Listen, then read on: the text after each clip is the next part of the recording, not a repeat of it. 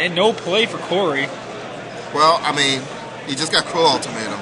I think Scott here, you probably just Rune Blaster the Spreading Seas Manland in case he draws a Maelstrom Pulse.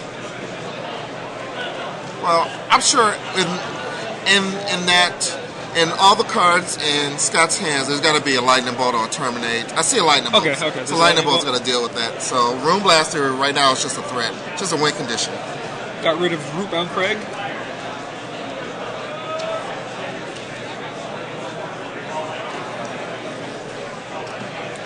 Comes in for 5 with a Tar Pit and Rune Blaster. We finally get to see some creeping Tar Pits out in the battlefield. Yep.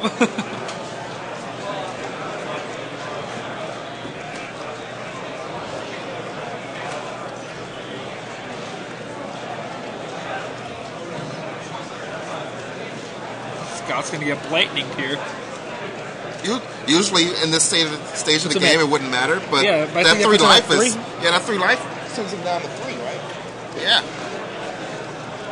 And he shows him Rapid Growth, and that doesn't do damage. Yeah. But.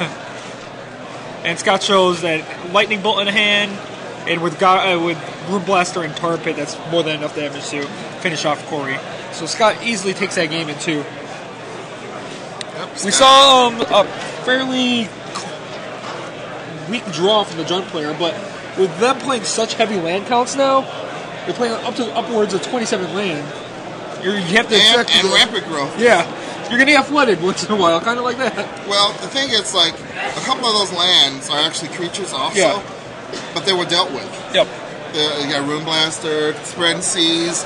So basically, those threats that increase the mana, the mana count and the mana base just became, neutralized. Yeah, now they're just colorless land. They're back to us too. I know. Yeah, I try to play it off like I assume that it's just back on us. Try not to let them know that we know that it's back on us.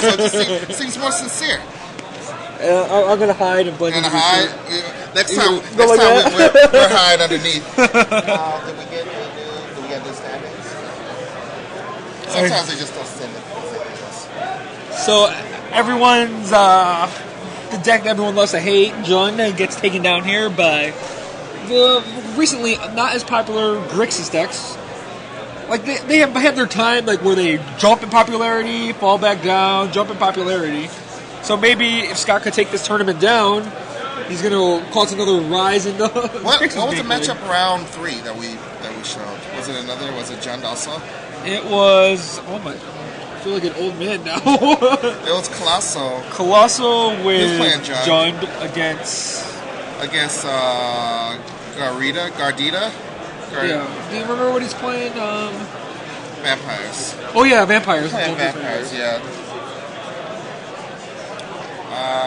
Sure, we can. Gonna have an interview with Scott. Sure. Let's talk with Scott. I'm gonna go grab. He's right there. More gentlemen kept a horrible hand. Yeah, we're gonna get Scott in here. I'm gonna ask Scott if he wants to get interviewed. Do we want to do a Good Decks Live with his deck? We can. Sure. I'll go lay it out. Yeah. You're like, I want to stretch the legs a little bit.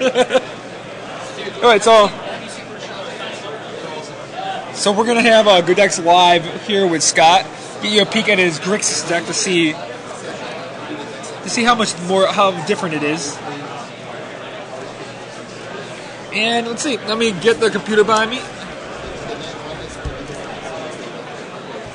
So I can see the chat. I don't have the chat as close to me right now. The camera angle is kind of weird right now, just because we're getting bad glare, and this was the only angle to get rid of the glare. With all our technical difficulties, we're happy that we're having a nice, as clear of a stream as we could get. All right, sounds good. Thanks.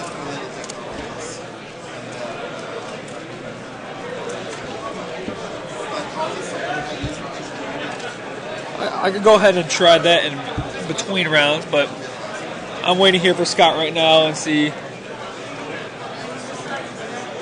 if we can ask him some questions. If you have questions you guys want to know. If you have any questions you want to ask Scott, go ahead. You can start asking him now. I'll try to remember him while we talk to him. You see him? He's right there. He's on his way over. He's talking to the guy with glasses, with the green shirt, by the green shirt guy.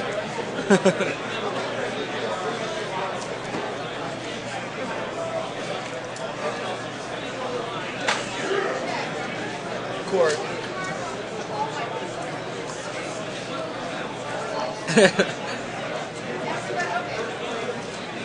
Scott.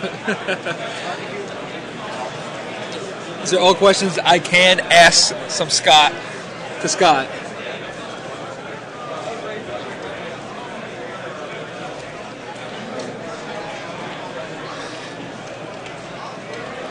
I'll move that. How's it going, Scott? Here. I guess I'll take this chair.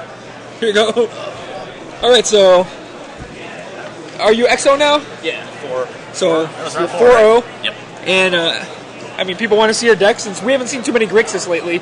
We've been seeing mostly, John and Naya. and most of the control decks other than Blue White have fallen out of favor. Yeah, because they don't have like 100% games, or they don't have that big of an advantage, I think, against most of the other decks. Like John can still beat Blue White Yeah. pretty easily, pretty handily. Kyle Meckler's question once, Wretched Banquet, explain. That was the first question he asked. Yeah, it was pretty awkward that game. Like I thought he was playing Putrid Leeches, so I didn't want to bring him out. Like I don't know. I saw Abyssal Persecutors and stuff, and if you clear out the rest of the board, it's actually just pretty insane. Yeah. Like, you can kill a Abyssal Persecutor for 1 minute. It's pretty close to Innocent Blood unless they have Siege games. I don't know. I got the list from back when the Star City 10K, or Star City, the St. Louis 10K happened. Right. I played in that. I played Jund, and I played against Richard Feldman, who was playing pretty close to this list, and actually almost the same 75, except for I changed his sideboard a little bit. And So what world weight cards are there other than lands? there's only one of the Creeping Tar Pit. That's it? Is he? Oh, is he setting it up in the wrong spot, or is he going to move the camera? Oh, he's going to put it... He should be putting it in the middle. Rashad knows to do it. I don't know why he'd be putting it there, but Rashad will... Move it or something. All Rashad's the one setting it up, right? Yeah. World Weight cards. I'm playing 1 Creeping Tar Pit, 3 Smothers. I think that's it. That's pretty much it. So, so really not much change from the deck that Richard Feldman played at there. No. So no you have a different side. Are you playing creatures in your board? Or? Yep, playing 4 Malkirs, 4 Rune Blasters. I think that's it. That. I remember the deck. Well, I played against Richard Feldman in the St. Louis Star City 10K and got crushed. I was playing John. Yeah. I ended up getting 9th there, and I just remember his deck, and he said he was like XO against John. So I took a look at it, and I mean, it seemed pretty good for the current field. Yeah. I want to get paired against any creature deck in the field right now. So what matchups have you been facing your first 4 rounds? First round Jund, second round Bant, third round Black Red Vampires, which was actually pretty close. Bloodghast is pretty good against this deck.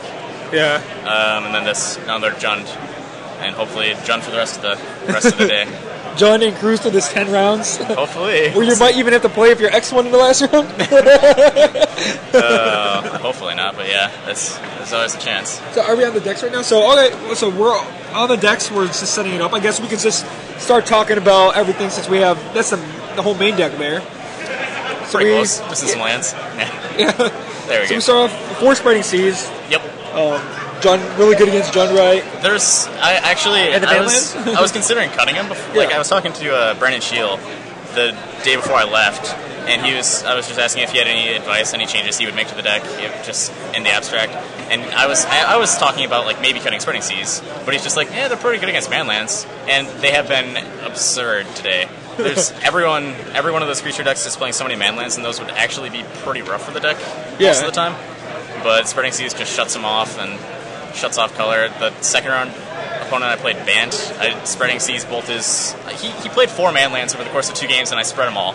And he didn't have access to white mana to cast his Baneslayer in his hand at that point. It was pretty insane. And we have the fairly typical 4. That's 4 Terminate, right? Yep. And then you went with 4 Earthquake. Yep.